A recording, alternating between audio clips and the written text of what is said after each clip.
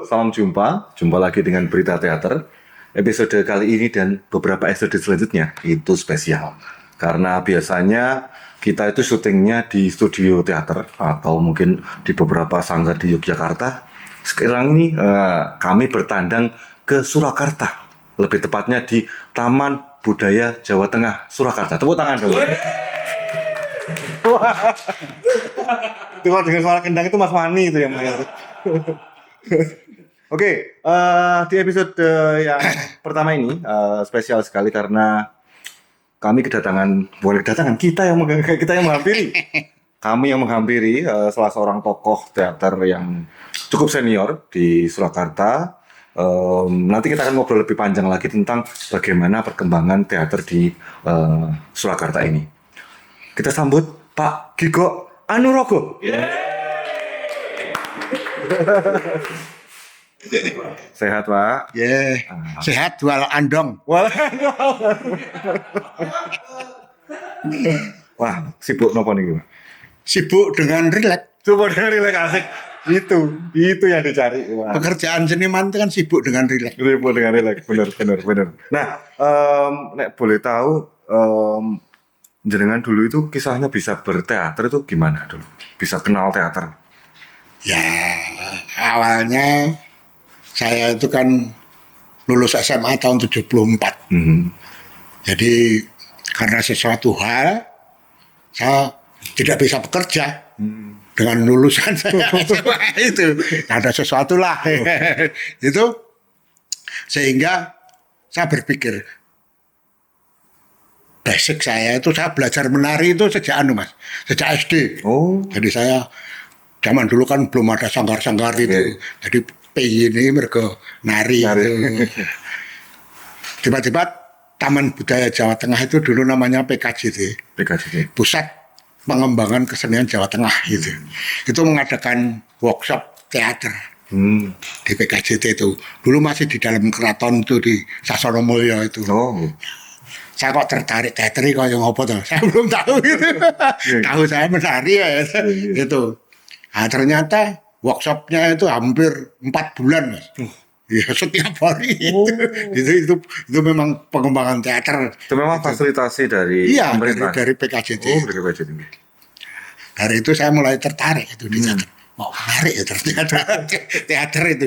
Tahunya saya dulu teater itu drama.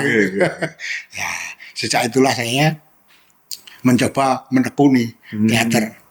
Dan kebetulan saya dari menari itu dapat pekerjaan, job di LCC itu di Surabaya itu, pimpinan Abdul Hayat itu di Tunjungan itu. Kemudian minat saya, kos-kosan saya itu di daerah Kebangsaran itu, di situ ada kelompok kampung itu teater anggrek namanya. Saya bergumul dengan itu, gitu. Mulai saya berkecimpung di teater itu. Dan sampai sekarang. Kemudian saya tahun 78 kembali ke Solo, Mas. Oh, oke. Ya, ketemu dengan teman-teman di Solo itu. Dan ternyata sudah banyak. Banyak grup-grup teater. Ya, grup-grup teater itu hampir 14 lebih itu. Gitu. Ya, berkumpul dengan mereka, bergaul itu. Akhirnya di ASKI dulu, itu kampusnya di Sasono Mulyo itu punya mes itu di Mandungan namanya, kita kumpul di situ. Di Mandungan itu sama teman-teman teater itu. Jadi tahun 82 sepakat mendirikan teater Surakarta itu, Tera itu. Itu mulai. Itu Tera itu terdiri dari jonggol-jonggol teater-teater di Solo itu.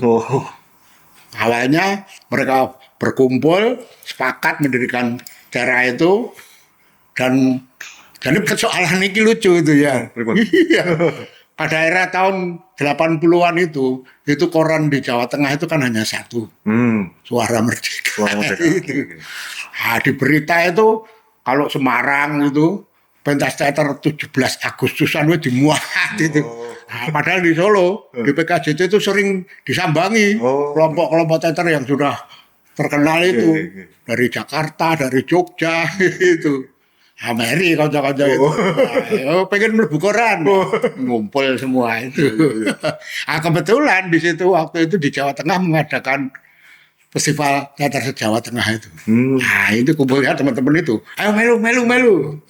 Berarti pas tahun 82 itu Iya, sudah ada festival itu. teater. Iya, Festival Teater Jawa Tengah itu dan menang. Nah, akhirnya bacot. Wah. Wah, bacot kelompok teater Surakarta itu. Tetapi juga itu barangkali penyebab mundurnya ekosistem teater di Solo waktu itu. Kok bisa? Ya karena jonggol-jonggolnya pimpinan teater Gidak-Gidik, pimpinan teater Putih, Selamat dan sebagainya yang ngumpul semua. Akhirnya teaternya dia nggak kopen. Teaternya masing-masing malah Saya mati. Ngumpulnya di Tera itu. Iya. Dan ada peristiwa lucu tuh juga. Wah, pripun? Jadi pengen belajar teater tradisi. Konco-konco Tera itu. Kemudian ada maestro ketoprak namanya Yusuf Agil itu.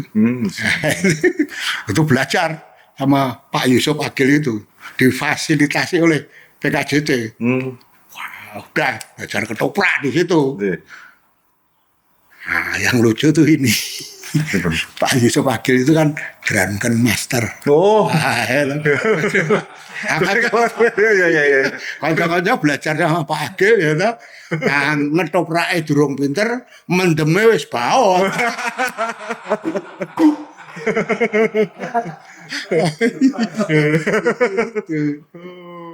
Sehingga ciri khas Tera itu selalu mengangkat cerita-cerita tradisi. Saya pikir terkenalnya karena mendemnya itu. Itu individu. Saya terkenal itu bukan aktor, tapi peminum. Dulu ya. Ya itu. Tapi Tera sampai sekarang masih ada? Ya tinggal saya. Ya, tapi masih ada ini terus bergerak atau pribadi? Tera sendiri akhirnya karena tinggal saya sendiri, angkatan saya sudah sowan Gusti. Enggak ada orang lagi. Akhirnya saya membantu anak saya itu. Dia mendirikan teater akar itu. Saya jadi pembinanya gitu. Oke. Saya salurkan saya ke teaternya anak saya itu. Teater akar itu teater independen atau? Independen. Independen. Tadinya bermula dari alumni teater pelajar, kemudian teater mahasiswa itu, dikumpulkan sama anak saya, jadi teater independen itu. Teater. Berarti, tapi sekarang yang anggotanya teater akar tidak hanya alumni aja, tapi siapapun bisa. Bebas. Bebas. Hampir seperti Tera, Mas. Kalau Tera dulu tuh akhirnya jadi semacam teater program. Tidak kontinu latihan gitu. Anggaran yang tanggapan, ada program itu hari ngumpul gitu. Jadi hampir semua teaterawan, pekerja teater di Solo itu pernah ikut Tera. Iya, hampir semuanya. Gitu. Tapi ada keinginan nggak, Pak, untuk mungkin ya menghidupkan Tera lagi gitu? Atau pripun? Beberapa tahun kemarin udah. Tapi akhirnya saya konsentrasinya ke teaternya anak saya. Teater akar itu. Karena ya gimana ya, saya nggak bisa mengikuti arus dari perkembangan itu sendiri. Jadi satu, orang-orang seangkatan saya yang di Tera itu sudah meninggal semua. Yang kedua, anak-anak muda saya masukkan ke Tera, dia pilih ke teaternya anak-anak muda itu ya sudah saya ngikutin aja ya. Jadi di teaternya anak saya itu di teater akar itu saya hampir ya lucu jane. Nah, saya bermain dengan cucu-cucu saya. Malah gaya loh, Pak. Iya. Nah, kalau melihat perkembangan jenengan kan sudah ikut teater dari tahun 70-an berarti 70-an, 74. Itu kalau melihat perkembangannya di teater khususnya di Surakarta itu menurut jenengan pribadi?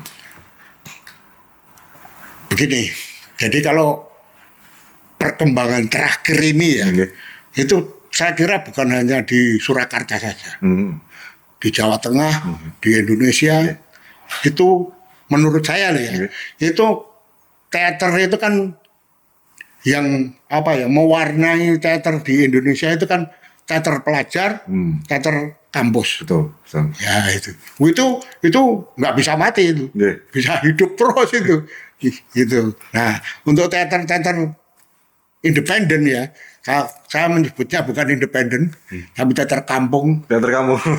Ini ada teater kampus, ini ada teater kampung. Teater kampung. Menurut saya yang bisa hidup teater kampung ini adalah teater keluarga. Teater keluarga. Wah, gimana itu? Iya. Kita lihat saja di Indonesia ini, teater besar pun gitu. Bengkel teater itu kurang aja. Begitu Mas Willy meninggal ya sudah, selesai. Tapi teater keluarga tetap hidup, teater koma. Oh. Ada anaknya, ada teater keliling juga begitu. Ya, itu. Saya pikir itu. Nah, saya juga akhirnya wah perkembangannya kok ini, aku melu ya. Mau kalah. Kalau membangun dinasti politik, saya membangun dinasti teater. Nah, teater keluarga, Mas. Anak saya 3, laki-laki semua berteater. Oh, itu juga menarik itu. Maksudnya itu memang penjenengan kenalkan atau yang mereka sering nonton jenengan terus akhirnya malah tertarik. Itu pripun? Ya seperti orang tua, Mas. Wow. Nggak ada yang bercita-cita anaknya kan melu teater. Tapi ya gimana ya? Jadi kulino takjak nonton, takjak latihan. Itu akhirnya mereka kuliah itu milih nang jurusan dewe-dewe. Oh. Yang barep itu ikut di isi. Itu jurusan desain rupa panggung. Oh. Itu skenografi. Skenografer. Kemudian yang kedua itu milih etnomusikologi. Tadinya pengen jadi pemusik di teater. Gitu. Oh. Tapi akhirnya ya nggak kuat. Baru 9 semester dia keluar. Terus 1 tahun selang masuk lagi jurusan teater sampai lulus. Oh. Istighfar bapaknya langsung bina. Yang ketiga itu si Yogi itu di sastra. Di sastra. FIB itu. Ya lulus. Berteater sekarang. Jadi kalau untuk tanggapan ngono wis anu hangabe. Orang liya, Mas. Iya. Tata artis dike anakku. Make up musik anakku. Sing main anakku. Ini kali ya warisan yang sungguh gimana ya? Luar biasa tadi. Teman-teman seniman itu banyak yang berkata, wah Mbah Gigok itu yang muda-muda itu ya, wah ini bejo, anaknya melu teater kabeh. Berarti teman-teman yang adik saya sidik ya, wah Mas Gigok ya ampuh tenan, wah anaknya nang teater kabeh. Tapi nggak tahu di balik itu. Kebalikan dari bojo saya. Bojo saya ngomong sekolah ke dhuwur-dhuwur kurang teater kabeh. Lah ngopo nek teater? Ayo kaya kowe ta melarat. Satu lelaki merasakan, yang lain juga ikut. Iya. Oh, oke. Tapi teater akar itu berarti yang mendirikan Yogi anak saya si yang Mas Yogi. ketiga-tiganya itu. Oh, oke. Tapi kemudian mengajak kakak-kakaknya termasuk ya, untuk juga membuat studi teater akar itu. Anak-anak itu. Oh, memberikan ini kelas buat anak-anak. Ya, anak-anak sampai remaja. Oh, kalau sekarang kesibukannya teater akar, nopo? 1 tahun mereka itu punya program 2. Yang satu menyelenggarakan festival, yang satu pentas. Oh. Nah, yang pentas itu saya gantian. Oh, tahun ini sutradaranya saya. Oh. Tahun berikutnya anak saya. Tapi saya main. Oh. Untuk tahun ini kebetulan jatahnya anak saya ini. Oh, oke. Cuman gantian ini aja ya. Gantian peran ya. Gantian peran. Oke. Nah, kalau perkembangan, nah itu tadi sempat jenengan ngomongin soal teater kampus dan teater pelajar itu salah satu yang memang masih terus menghidupkan teater khususnya mungkin di Surakarta dan Indonesia. Kalau perkembangan sekarang itu pripun Pak? Kan karena mungkin beberapa kampus, kalau di Jogja saya merasa di teater kampus di Jogja itu sudah tidak lagi seaktif dulu ya, apalagi pasca pandemi. Nah, kalau di sini pripun? Ya sama Mas. Sama nggih? Mereka akhirnya jadi teater program. Oh, nggih. Karena pendanaan kan tetap rutin Betul. ada. Dan sebenarnya punya kegiatan juga untuk teater kampus itu. Ya, Di oke. Peksi Menas itu 2 tahun sekali ya. Tetapi saya agak kurang sreg gitu. Karena apa?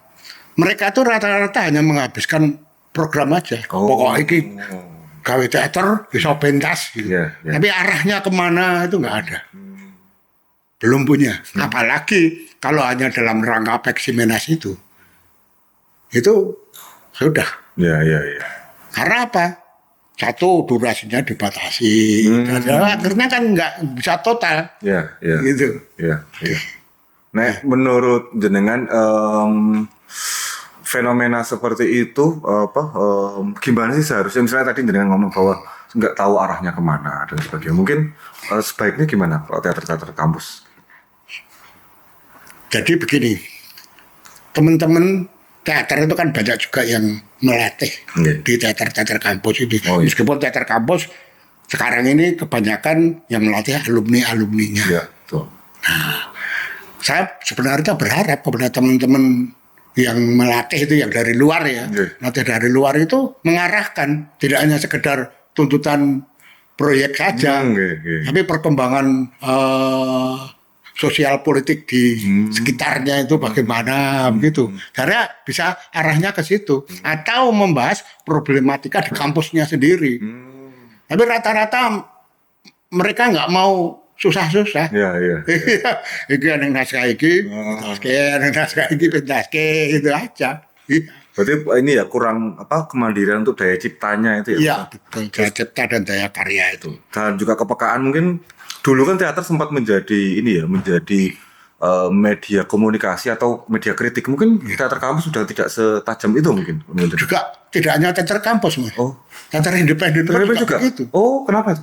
Gini, saya melihat kalau dulu waktu tahun 80-an itu ya, perkembangan teater independen, teater kampung ya, itu kan punya tujuan, punya arah, punya misi gitu. Aku menentang pemerintah rezim Soeharto. Setelah tumbang, selesai, nggak ada lagi. Pada waktu itu tantangannya, itu teater tradisi maupun teater modern, itu kan hanya media TV, bioskop gitu sebagai media hiburan gitu. Nah, setelah rezim Soeharto tumbang, sebenarnya kan sudah nggak ada lagi musuhnya, Musuh bersama. Musuhnya itu musuh bersama itu nggak ada. Sebenarnya kan bisa kembali ke hakikat teater itu sendiri, perkembangan secara teknik, secara estetika dan sebagainya itu. Hanya beberapa tahun begitu. Tapi akhirnya luntur lagi, nggak ada sesuatu tantangan gitu. Nah, bahkan sampai sekarang ini lebih berat lagi tantangannya, Mas. Oh, gimana? Iya, bayangkan setiap hari kita disuguhi tontonan drama politik yang sangat luar biasa ya. Sudah drama ya itu. Iya, nah itulah yang saya katakan. Jadi sekarang teater kita itu mau apa? Lahan kita untuk berobservasi, untuk berbuat apa itu sudah krisis. Mau apa? Iya. Juga untuk merekrut tontonan, penonton. Itu juga begitu. Setiap hari kita disuguhi TikTok, dan sebagainya itu. Ya kan, akhirnya apa? Penonton kan digiring ke arah itu. Sekarang mungkin di Jogja sudah enggak ya, tapi di sini sudah begitu. Nonton teater lebih dari 2 jam sudah enggak kuat. Karena setiap hari disuguhi itu, nonton itu, dan pikirannya sudah terkooptasi itu. Padahal sebenarnya tontonan itu kan menurut saya penonton tuh menikmatinya dengan rasa. Ya. Itu dulu. Sekarang sudah dengan pikiran. Ya. Toh? Ya. Bahkan tidak berpikir aja sudah bisa menikmati. Ya. Karena bentuk-bentuk tontonan yang ada di YouTube, yang ada di anu itu sudah ngelegeno semuanya, Mas. Ya. Dibuka biak gitu loh. Nek wong Jawa istilahnya blak kotang gitu. Ngerti dewe ya kan. Udah langsung masuk gitu. Jadi pertunjukan teater yang memuat sanepan, memuat wigati itu sudah nggak dirasakan. Ya. Dipikirkan aja enggak, malah dirasakan ya. Iya. Itu. Jadi tantangannya lebih berat, Mas. Lebih berat. Bagaimana saya sebagai membuat tontonan gitu. Iya. Karena akhirnya menurut saya saya melihat terakhir beberapa pertunjukan itu Iya. dari pementasan itu yang muncul bukan esensinya yang bisa ditangkap, tapi atraksinya. Oh, atraksinya. Cuma di permukaan. Iya, gitu. Iya. Akhirnya begitu. Iya. Nah, kalau Bahkan tidak hanya atraksinya, tapi sensasinya. sensasi. Nah, ketoprak saja sudah begitu. Iya. Padahal ketoprak itu kan pasemon ya. Betul. Sekarang di Jogja pun yang sumbernya ketoprak begitu. Iya. Ya kan, dari gandrungan itu kan sebenarnya pasemon. Iya. Orang bercinta dengan tembang itu penonton sudah berfantasi gitu. Iya. Nah, kalau sekarang enggak. Gandrungan nganggo tembang ijek pangkon ijek jabak-jabak.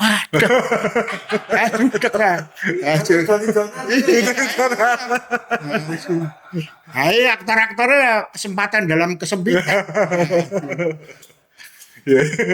Nah, kalau ngomongin tadi saya tertarik sama pernyataan jenengan soal bahwa dulu di era Soeharto itu memang ada musuh bersama. Sebenarnya apa yang terjadi sekarang kan ya hampir mirip. Kita memiliki, ya bisa dibilang musuh bersama dengan berbagai macam drama-drama itu. Tapi kenapa itu tidak menggerakkan teater sekarang untuk sama kritisnya kayak dulu itu? Ya itu tadi mereka ketakutan, Mas. Ketakutan. Karena sudah sangat terbuka begitu. Bahkan sastra pun sekarang sudah menjurus ke arah itu. Oh. Orang berbicara tentang korupsi itu ya di dalam sastra ya bla bla bla bla. Wah, itu tadi ngelegeno itu. Ya nggak ada apa-apanya. Menurut saya, karena tontonan itu menurut saya ya itu adalah memuat rasa.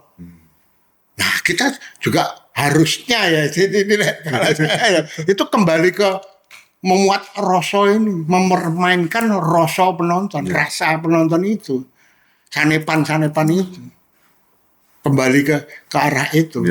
Tidak blak kotang gitu tadi ya. Neng penonton ki senengane nyet blak kotang. Iya. Tapi mungkin bisa jadi, tapi tidak tahu ya. Ini mungkin justru peluang bagi teater. Mungkin akan ada masanya orang-orang itu sudah jenuh malah justru dengan yang dador itu malah harus kembali kepada yang lebih menonton teater gitu mungkin ya. Ya, oleh sebab itu beberapa tahun terakhir ini saya ketika membuat pertunjukan teater terutama teater modern dan teater tradisi itu adalah memunculkan nurani wigati, Mas. Oh, nopo nih Pak? Iya, itu nurani yang wigati. Jadi yang nurani yang sifatnya universal. Saya berbicara masalah cinta. Sepele kan ya, masalah cinta. Tetapi seluruh dunia tahu apa itu cinta. Nah, itu nurani wigati. Saya berbicara tentang iri dengki. Bagaimana? Seluruh dunia juga tahu iri dengki. Nah, saya mencoba itu menyentuh penonton dengan perasaan itu. Gitu. Sehingga semua orang memang bisa turut merasakan itu. Oke. Nah, kalau mungkin terakhir nih Pak, mungkin ada pesan nggak untuk teman-teman teatrawan muda sekarang? Maksudnya seharusnya bagaimana sih berteater agar kembali pada rasa? Ya mulai dari awal, Mas. Tanamkan kejiwaan di teater itu. Karena saya meyakini, bagi saya teater itu ibadah. Jadi jenenge wong ibadah ki ora njakake apa-apa. Njakake kokono tok. Ora entuk ya ora apa-apa wong ibadah. Iya. Entuk ya ibadah. Iya. Niku bonus. Bener. Jadi pedoman saya, teater itu ibadah buat Tuhan, manusia, dan tanah air. Luar biasa sekali ya. Matur sembah nuwun Pak Gito atas. Terakhir ya. Oh, Nah, iya. ada lagi mau ngomong. Ini untuk teman-teman teater muda. Untuk teman-teman teater muda, Bro. Kalian berteater. Menua itu kepastian. Tetapi teater itu pilihan.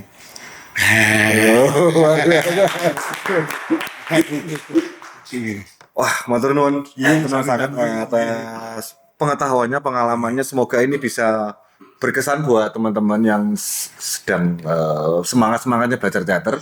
Karena ternyata ada banyak hal yang perlu kita kulik kembali, khususnya kepada rasa dan kepada kepedulian pada sesama. Sembah nuwun Pak Giko, Amin. sudah berbagi pengetahuannya. Kita jumpa lagi di episode selanjutnya. Salam budaya. Hey.